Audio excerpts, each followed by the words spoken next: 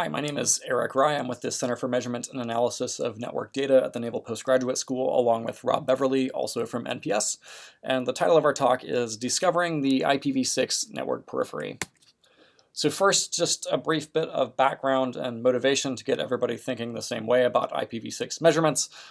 First, the most obvious challenge to measuring IPv6 is that the address space is extraordinarily large, and it's also incredibly sparse. And so we can't play the same kinds of games that we do in IPv4, like just exhaustively probing all of the public IP addresses.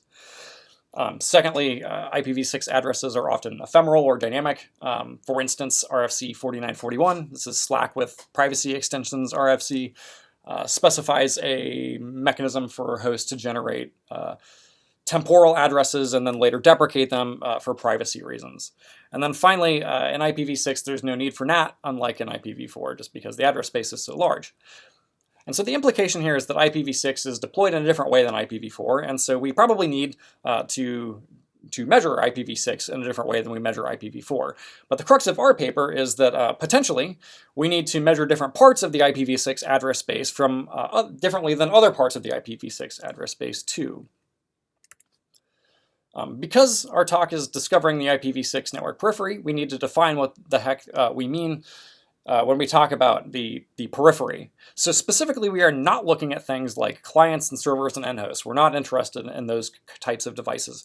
What we are interested in discovering in this work are CPE routers, or sometimes called SOHO routers. So CPE stands for customer premises equipment, and these devices often, as the name implies, exist on the customer's premises. So if this is a residential customer, these are the devices inside the customer's house. If this is a small business customer, like these devices are actually at the place of business. In IPv6, unlike in IPv4, these boxes aren't acting as NATs, they're acting as a routed hop. So just as a way of contrasting what we're attempting to do with how you might go about finding the network periphery in IPv4, is if I wanted to find these CPE devices in IPv4, probably what I would do is I would just send probes out to all of the publicly routable IP addresses, because we can do that in v4 fairly easily, and get responses back from those CPE devices, just like any other host that's configured to respond to ICMP or some other type of traceroute would respond. Notice here that in IPv4, the customer subnet is an RFC 1918 network, and so even if I wanted to, I couldn't send probes towards that customer's network. Contrast that with the situation in IPv6, and this is what we're attempting to do in this work. So notice first that the customer subnet is a publicly routable network, and also notice again that the CPE router in IPv6 is a routed hop. Now, because the IPv6 address space is so large, it would be infeasible that we would ever be able to guess what that CPE router's address is and send a probe directly to it. That's not likely to happen. But we might be able to guess or infer what that customer's network is behind that CPE router. And because that CPE is a routed hop, and the customer subnet is publicly routable, if I'm able to send a trace, some kind of trace towards that customer subnet, eventually it's going to reach that CPE router, and I'll get some kind of message back from that CPE router. And inside of that message, I'll have that CPE router's address, and we will have discovered that CPE router. Notice that it's unlikely that I'm ever going to hit anything inside that customer subnet, but if my aim is just simply to find the CPE, I don't need to. So the reality is a little bit more subtle. So many mapping systems like Kata's Archipelago are sending traces to random addresses inside of networks that are advertised in the BGP all the time. Like I said a second ago, it's unlikely that those traces are going to reach some CPE device or inside of that network, and it's even less likely that those traces are going to reach a responsive host. And so when we see traceroute data like this, it's sometimes ambiguous what we're looking at. So in this example, notice that in hop 6 and hop 7, the probes reach the targets/32 network, but after hop 7, I don't get any more responses. And so at this point, it's not clear exactly whether what we're seeing in hop 7 is some CPE device or whether that's still some ISP infrastructure. And so that's the end of the motivation. What our work provides are 4 separate contributions. The first is a discovery algorithm that we call Edgy, which I'll talk about in detail in a second. The second is using Edgy, we conduct a 2-month-long internet-wide measurement campaign. And based on the results that we get from that measurement campaign, we're able to do a variety of things with the addresses of the network periphery that we get back. We're able to make some characterizations, and we'll talk about those later in the talk. And finally, based on some of the things that we discover, we've identified several areas of future work, some of which we're actively working on now. And so when we combine these contributions, what we end up with is a more complete IPv6 topology. And obviously, more complete topologies are better than less complete topologies for a variety of reasons. Obviously, we want to be able to track IPv6 adoption. We want to be able to do things like census studies, measure reliability and outage detection. And finally, based on some of the addresses that we find, there are some security implications with how IPv6 is deployed, especially at the network periphery that we'll talk about. Our first contribution is a discovery algorithm that's designed to discover the IPv6 network periphery that we call Edgy. Edgy operates in 2 distinct phases. The first phase, that we call the initialization phase, is used to find quote-unquote interesting target/48 prefixes that we then use in the second phase, which we call the discovery phase. The discovery phase is used to iteratively decompose those target 48 prefixes that we have identified in the initialization phase in order to find actively IP addresses that exist in the IPv6 network periphery. So we'll talk about each of these phases in a little bit more detail now. During the initialization phase, Edgy ingests previous traceroute campaign data. So it's important to note here that Edgy requires previous traceroute campaigns in order to initialize itself. In our work, we examined 2 different sources of previous traceroute data. The first is a large-scale CADA traceroute campaign that they conducted using the ARC measurement infrastructure in August of 2018. And in this traceroute campaign, they sent a trace to an address in every routed /48 prefix in the BGP. And for obvious reasons, we call this the BGP informed seed. The second source of traceroute data that we use is what we call the hit list informed seed. So Oliver Gasser and others at TU Munich operate what's known as the IPv6 hit list service, which is a large public repository of known responsive IPv6 addresses. In a paper at IMC 2018, Rob and others sent traces to the addresses in the IPv6 hit list service. And this is the second source of seed data, that traceroute campaign, which we call the hit list informed seed data, because the trace targets were the addresses in the IPv6 hit list. So we use both of these sources of seed data to find interesting target/48 prefixes, where interesting is defined as last hops that were generated only in traces to a single /48 prefix. We call those /48 prefixes interesting if last hops are unique to one single /48. So a visualization of this is in the following 2 slides. So in the first scenario, imagine this vantage point sends traces to targets in 3 different /48s, A, B, and C. And imagine that these traces to A, B, and C, which are in different /48s, all generate the same last hop address, which we've labeled here as X. There's a couple of different reasons why we might have this. The first is perhaps there is actually additional structure beyond X, but we are just unable to see it because of ICMP6 filtering. We don't see any responses back. A second reason this might happen is if there's no further subnetting. If A, B, and C actually do exist within the same subnet, we would get the same last hop address. In this case, Edgy would not find these interesting because X is generated in traces to 3 different /48s. A second, more interesting scenario for Edgy is the following. Again, imagine the vantage point sends traces to targets in 3 different /48s, A, B, and C. And this time, imagine that the trace to target A generates Z as a last hop, as a last responsive hop, and Z is only generated in traces to the A/48. Similarly for Y and B, and X and C. In this case, Edgy would find A, B, and C to be interesting /48s, and it would use those in the discovery stage. Speaking of the discovery phase, once we've gathered all of those target /48 prefixes from the initialization phase, we're going to probe them in rounds iteratively using YARP. YARP is a high-frequency topology discovery tool that's essentially a stateless traceroute that's developed by Rob Beverly. So we're going to probe these /48 prefixes in rounds, and each round has a different probing granularity. The first round, what we do is we send a probe to each constituent /56 in each of the target /48s. Based on the number of new last hop addresses that we discover, last responsive hop addresses that we discover in each round, if the number is greater than a continuation threshold, we send those target /48 prefixes onto the next round. So our second round is a /60 granularity. The third round corresponds to a /62 probing granularity, and the final round corresponds to a /64 probing granularity. The intuition here is that we're going to probe target /48 prefixes that produce new periphery addresses at progressively finer intervals. Whereas the corollary to that is if prefixes do not generate a specified number of new periphery addresses at each round, we're going to stop probing them earlier, at an earlier round, and only probe those prefixes at finer granularities that do indeed discover new addresses. So a visualization of this is the following. Imagine in one of the early rounds, say the /56 round, I send a probe and it ends up reaching the CPE, this top CPE device here. That's the probe is the red arrow. Notice that in highly subnetted prefixes, like what we have here, we're not going to discover a significant amount of topology in early rounds.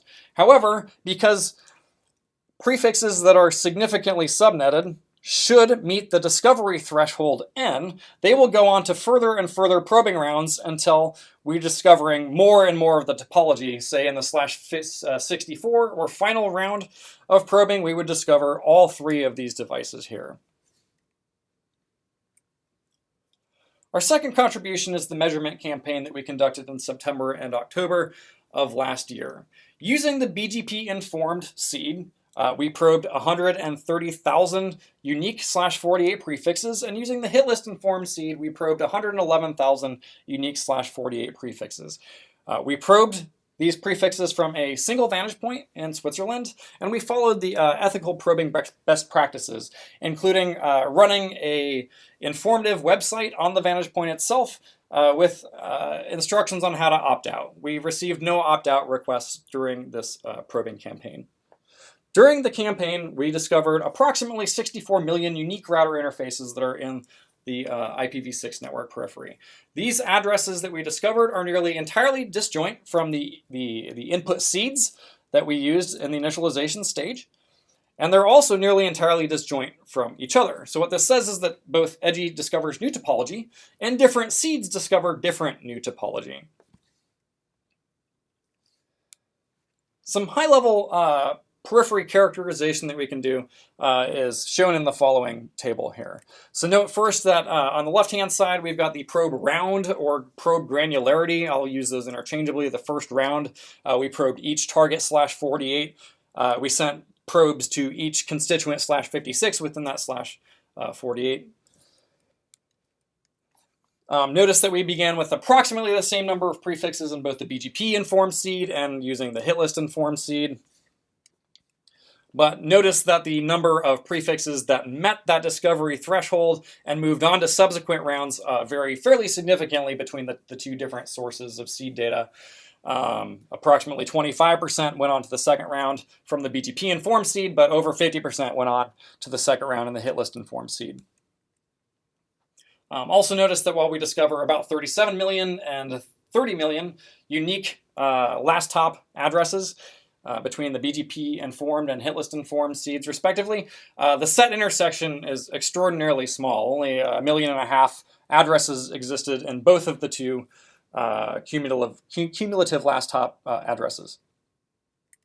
So one interesting feature of the addresses that we discover on the network periphery are that a large proportion of them are EUI64 addresses. So EUI64 addresses are addresses in which the MAC address is used to deterministically generate the lower 64 bits of the IPv6 address. Essentially, the universal local bit is flipped from off to on, and then an FFFE are shoved in the middle of the MAC address. So this is a security potentially a security vulnerability because now I'm able to remotely determine A, what the MAC address of the device is, and B, because the first 3 bytes of the MAC address encode who the manufacturer of the device or of the network interface are, I can do some fingerprinting that way.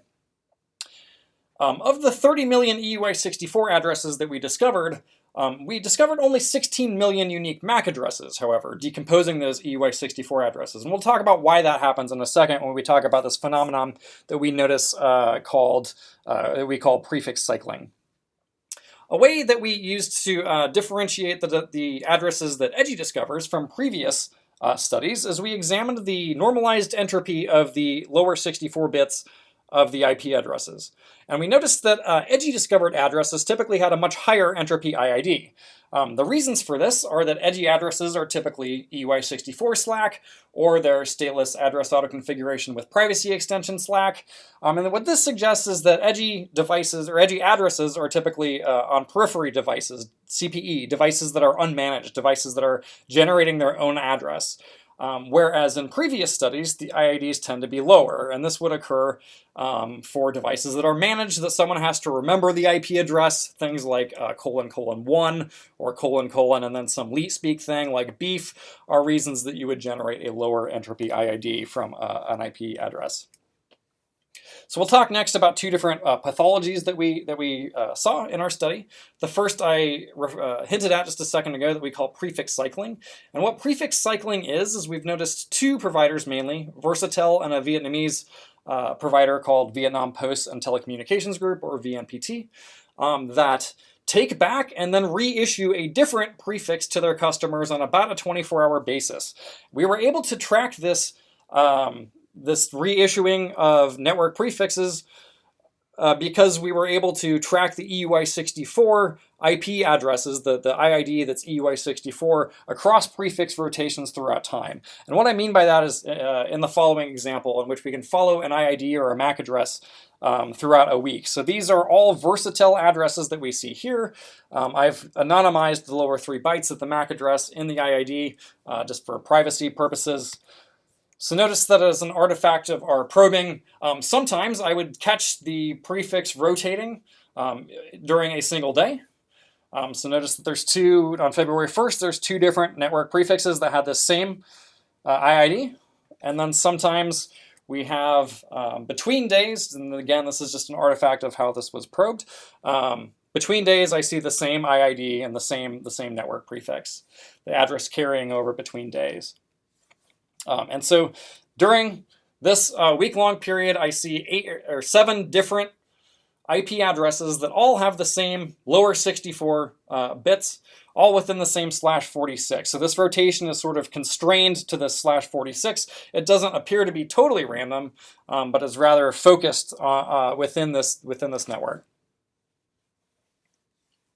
A second pathology that we saw was MAC address reuse. So again, of the 16 million unique MAC addresses that we discovered in the 30 million EUI64 v6 addresses, 12.5 million of those, the MAC address was only seen once, only seen in one prefix.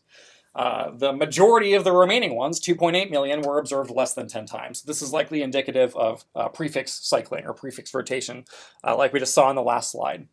But a very small number of them were seen an extraordinary number of times. So there's this pattern prefix, or this pattern MAC address here, this 5802, 03, 04, 05, 06, that was seen nearly 750,000 times. We did a bunch of Googling. We attempted to figure out exactly what devices have this. The only place that we could definitively find that this MAC address appeared was in the IP address that the LTE WAN interface of Huawei hotspots generated. And there's also this D-Link prefix that was the second most common, or this D-Link MAC address that was the second most commonly observed MAC. Nearly 200,000 times. We weren't able to figure out exactly what this is. And finally, another interesting thing that we can do with the addresses that we've discovered in the network periphery is we can infer what provider allocation strategies or policies are. In other words, we can infer what size subnets providers allocate to customers based on the last responsive hop that we get from Edgy probes towards customer subnets. So the next 3 slides are visualizations of 3 different deployment situations. One I call uniform /56s. There's another I call the binary tree allocation strategy, and then a final one in which uniform /64s are allocated by a provider to their customers. So I need to explain this visualization up front. All three of the following target /48s visualizations that you'll see made it to the 4th round of Edgy probing. And so these had all received a probe to a random IID in each /64 of these /48s that you're about to see. So the /48, the target /48 is listed above the plot. The y-axis is the 7th byte of the IPv6 address that was used as the target, and the x-axis is the 8th byte of the IPv6 address of the target. Now, every color that you see in the plot is a different responsive last hop address. So here what we're seeing in this Charter Communications target /48 is 256 evenly distributed horizontal lines that represent /56s. So in this particular /48, this is a uniform /56 allocation to customers. In this visualization, this is what I'm calling the binary tree allocation. This is a Time Warner /48 that's pretty clearly divided into 4 different quadrants. Right? There's this this orange background, this blue background, green, and red. And those represent 4 /50s. Now, each of these /50s appears to be broken up into 4 different portions as well. The first portion of each of these /50s is allocated to /64s, and that's this pixelated color map in the top 4th of each one of those 4 primary colors. We see that the first quadrant has kind of filled up, and it looks like they're allocating /64s now out of that 3rd quadrant. Significant portions of each of those /50s are unallocated, though, and all have the same blast hop. That's what those solid colors are. Now, finally, this is what I call the uniform /64 allocation. So this is a Vietnamese internet service provider called Viettel Group, and it looks like what they've done here is they've split the target /48 into 2 /49s. That's sort of the red background, and there's a green color on the bottom that you can kind of see. But the point is that the large majority of this target /48 in this particular /48 has been divvied up into /64s and provided to customers, and we're getting different last hop addresses to almost every address within this target /48. So finally, we've identified a couple of areas for future work, some of which we're working on now. The first area is to do a longitudinal study of this prefix cycling phenomenon. So taking a look at Versatel and VNPT, which is another service provider that we see doing this high-frequency prefix cycling, can we predict when these prefixes are going to change? Can we predict what the next prefix will be for a particular IID? Can we understand how addresses move in relation to another? That is, if you and I both have subnets behind our CPE that are allocated out of the same /48, is that going to be true tomorrow? And then finally, we want to couple Edgy discovery with other measurements. So because oftentimes V6 addresses are temporal, we want to do a bunch of other measurements when we discover these network prefix or these network periphery addresses in order to maximize that discovery and then other characterizations that we can make. So for instance, sending ICMP echoes and doing banner grabs, that kind of thing. So in conclusion, we've introduced Edgy, which is a technique that's explicitly aimed at discovering the IPv6 periphery. We use Edgy to probe prefixes at increasingly finer and finer granularities, while address discovery meets some sort of threshold. So we're probing prefixes that produce more addresses and not probing prefixes after they stop producing new addresses. Edgy provides a significant step towards a more complete IPv6 topology because it's discovering the addresses that are on the periphery. And Edgy allows us to make deeper insights about the network periphery. We've identified these phenomena known as prefix cycling. We've discovered a large amount of EUI64 addresses in the network periphery and seen this MAC reuse pathology. And in addition, we're able to make some inferences about per provider allocations, see how providers are divvying up their prefixes to customers. Thanks, and I'll now take questions.